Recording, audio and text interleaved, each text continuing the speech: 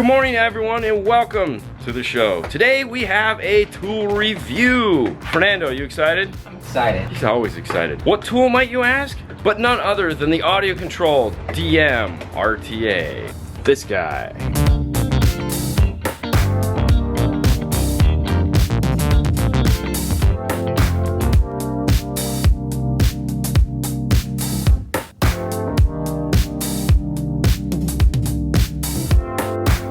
Now the DM-RTA is a tool for installers like you, whether you're a hobbyist, a professional, to take your game to the next level. But before we get to the hows, the whats, and the whys, let's go ahead and pull it out of the box and show you all the pieces that it has and all the pieces you need to have in order for it to function. So after coming out with their new DM software, the DM-608, the DM-810, they saw that that software was unique in that they might be able to use that to create a tool. This one here is a beta of the tools. You can see it's not ready for prime time yet, and they sent us this to do some testing on it, and we helped them out. And what this turned into is this guy here, the fully functional DM-RTA. Now the name says RTA, real-time analyzer, and it does so much more than that, which we're going to show you in the video. But let's talk about the inputs and outputs that are on the unit. First up, it has an XLR input. It has a Phantom 48-volt power supply built into it. This is going to be for the testing mic that you're going to need. It has 1/4-inch inputs and outputs. AudioContol does home audio as well as car audio, so this is also helpful if you're in the home audio world. You have unbalanced or RCA inputs and outputs. You have a digital output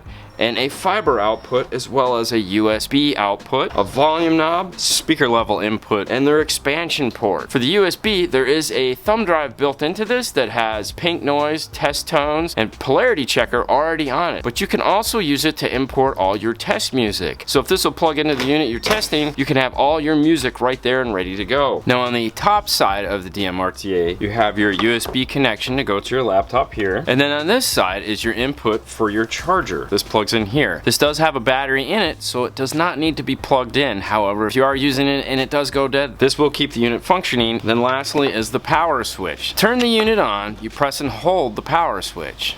The light will come on. To turn the unit off, press and hold again until the unit shuts off. There is also a charge light indicator as well as a USB communication indicator to show you that it is paired to the device. The expansion port is for this guy here, the AC BT24. This is the Bluetooth dongle that they make that plugs into this, and what this will allow you to do is pair it up with an iPad and do all your adjustments remotely. Speaking of iPad, you might be asking, well, what does this connect to? Well, as most of you can guess, it's going to connect to a Windows laptop, and as I just said, it'll connect to an iPad or a tablet. It will also connect to an Apple box, my preferred method of laptoping. So it'll do all three and Android. So you have plenty of options to choose from when pairing up to your DM-RTA. So now you know how you're going to display the DM-RTA's information. There's a couple other accessories you are going to need in order to get the full functionality out of your DM-RTA. First off, you're going to need an XLR microphone. They make the CM10 and they make the CM20. Either one of them will do the job for you. Along with that, you will need an XLR cable in order to attach the microphone. Would be a good idea to pick yourself up a spare set of RCAs so that you can attach to your inputs and outputs here. We've also picked up a set of test leads that we've removed the ends off of and gone ahead and attached them to the speaker level input plug here so that we can do some metering. Now in case you're wondering, they also send an owner's manual with it that'll go ahead and explain general functionality of the device for you. But if you don't want to read it, just keep watching. We're going to talk all about it. So let's head over into a car and start using some of the functionality that's built into it. We're going to plug this into the laptop and we'll talk about the software and what it's capable of doing. Now when you plug in your unit, you'll get a pop-up on there that says hardware is now online. Go ahead and select OK, and then you have launched the software. You'll also, as I said, see the USB light indicator in blue lit to tell you that it is paired with your laptop. All right, so let's take a look at the software real quick. As you'll notice, we have a voltmeter, an RTA, an SPL meter, a polarity checker, and an oscilloscope. Today we have a Volkswagen Jetta in that has the three-way set in the door. It has a tweeter here, a mid-range here, and a mid-bass here. But it could be any car that you're working on in the bay, it doesn't matter. And what we want to do is we want to check the polarity of this three-way set before we we go ahead and replace them with an aftermarket. The reason why is we want to see if the crossover is doing anything weird to these three speakers. Meaning, is the mid bass out of polarity with the mid range and tweeter? We don't know. In some cases, you'll be doing installs where the dash speakers or the high frequency mid range will be out of polarity with the mid bass. Knowing this going into it will help you when you're going to add in your speakers. You may want to leave them out of polarity. You may want to flip them back in polarity, but without knowing, well, you might not be able to do the best job you can. What we want to do is go ahead and use the polarity checker feature in this. There's a couple different ways we can use it. It has the audio track already built into it. So if the car you're working on has an auxiliary input, you can just use an RCA to aux jack, put the radio on aux, go to your app, select polarity checker, select the microphone from our drop down menu. We also want to go ahead and turn on the 48 volt for the phantom power. And then we want to click start measurement. A pop-up warning will come on that says, this will generate output signal. Please make sure that your volume is set to a safe level. Would you like to proceed? We'll select yes. Now on the unit there is a red 48 volt light that will turn on. If that's not on, then your microphone won't have power. We have sound. Now we just take our microphone and go to our speaker.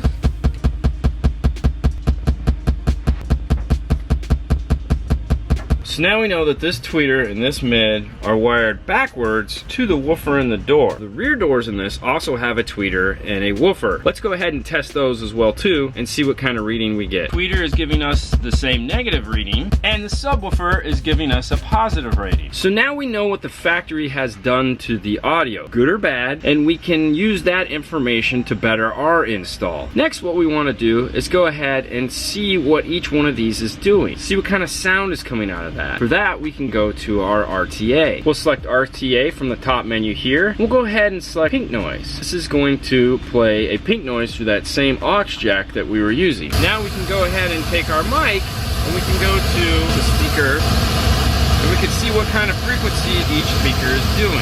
Here's what the mid-range output looks like, and here's what that subwoofer output looks like. If it's all happening really fast, you're like, I didn't see that. If you come up here, it says F, M, and S. If you select M, well, that's medium speed, and S is slow speed. Next to that, you'll see where it says RTA memory. Click on that.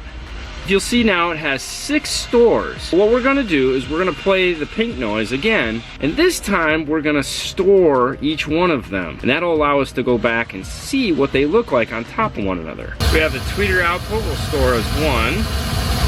Go ahead and select yes. We'll select store 2. Yes.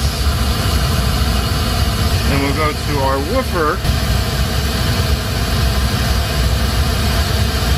Select yes. So now we have all 3 outputs and we can go back and look at them. Let's do that. Select RTA memories. We'll select recall 1 compared to, let's look at recall 2, the mid-range. Very little mid-range coming out of this. We'll recall 3.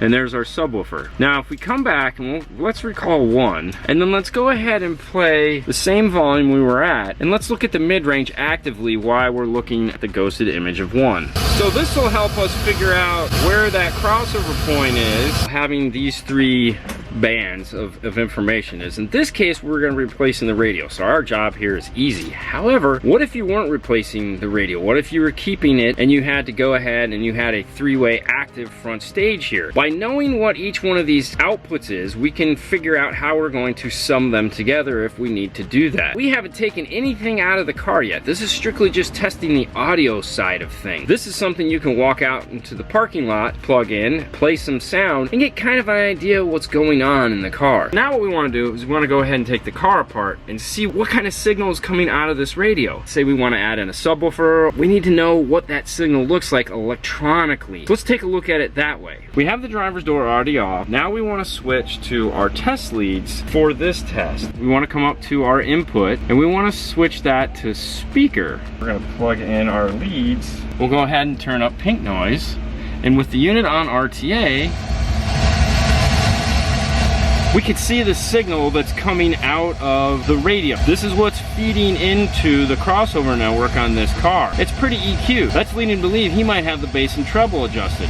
Unfortunately for us, his display screen's broke, so we can't go in and actually flatten them out. We also know if we're just adding a subwoofer, there's going to be plenty of bass on this channel for us to work with. Most of the time when we add a subwoofer, we use some form of a high level to low level adapter, and each one of those has a voltage rating on them, meaning how much power can pass through them before they overheat and, well, catch on fire. It happens. Now we can go ahead and select the voltmeter. We're still plugged in, so now we can go ahead and turn the volume back up.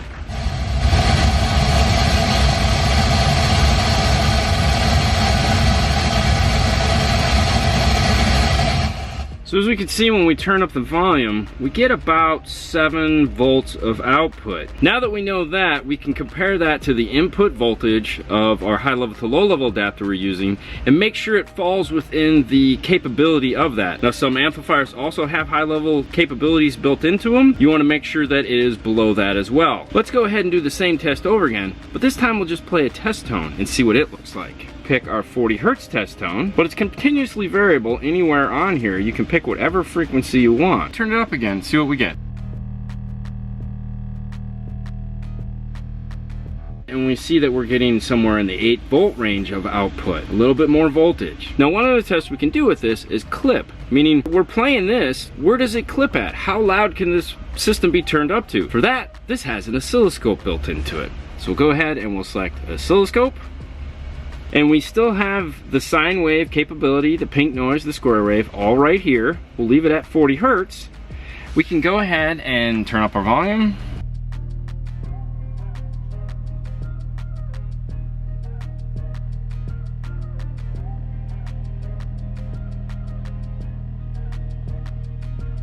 So you can see as we turn the volume up while playing that 40 hertz, it sounds good. You see that nice round shape, which is what you want to see. And then one click more, it starts to flatten out. One click more, it's even flatter. Now we know on the volume where that's going to go ahead and distort. We can use that information to set up our system properly. So just by connecting into 2 wires in the car for our test, we have 3 very important bits of information. By using the RTA, we know that there is signal there for us to connect up high level to low level. We know what it looks like, so it is going to need some form of an EQ if we're going to be using it to go into a 4-channel amplifier or whatnot. We also know the output voltage, so we know which high level to low level adapter to use. And now we know where the radio clips because of the oscilloscope. Connecting to the same 2 wires that we're connected to, we could also learn something very valuable from that. A big hot button topic right now is ANC, and what they're introducing is some form of a signal into the musical signal path that we're using to amplify. Another thing that they're doing is putting in some fake exhaust noise, growl. Certain manufacturers pipe that into their speakers to make it sound more aggressive inside the car. So along with killing the external noise, they've gone ahead and added their own noise. Lots of fun, I know. Can you test for that? Well, of course you can test for that. Why couldn't you test for that? It's easy to do with this and using the RTA feature. So what we'll do is we'll go back to this and we'll select RTA. And we'll make sure the sensitivity is turned up. Tapped into those same 2 speakers, what we want to do is hop into the car and close all the hatches, meaning close the trunk, close the hood, close all 4 doors, roll the windows up. Everything's got to be closed because that's when this stuff is activated. Once we do that, we'll go ahead and start the engine, leave the radio turned all the way down. It doesn't even need to be on in most cases, and we'll rev up the engine and we'll see if we get any noise. We have RTA, turn sensitivity all the way up. We're on speaker input. Now we just want to go ahead and turn on some form of a sound to make sure we are onto the speaker output. So as we can see, we have signal. It means we're tapped into the speaker. Go ahead and turn the volume all the way down on the radio and rev up the motor and take a look at the RTA. And where you really want to concentrate is on the lower frequencies. That's where it's gonna, and it's just gonna come up like a wave if it has it. And I'm not seeing anything.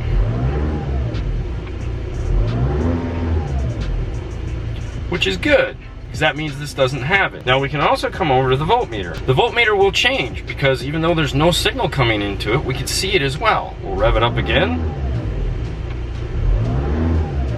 And we're getting no voltage change. That means this car has no ANC. Now at the beginning of our install, we know a ton of information from just using this one tool. Though there are tools out there, let me show you.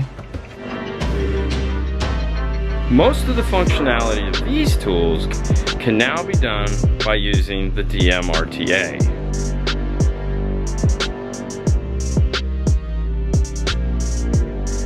Now that we're done with the install, it's time to bring the DM-RTA back out. First thing we want to check is polarity to make sure that we have all the speakers we installed going the directions we've chosen. For this, we've gone ahead and plugged in the Bluetooth dongle, and this will allow Fernando to sit by the car and test all the speakers while I meter it from the iPad. For this, we are going to be using a disc with a test track on it. Now keep in mind, when using the Bluetooth, there is going to be a slight delay. In this, it clicks positive 3 times and negative once.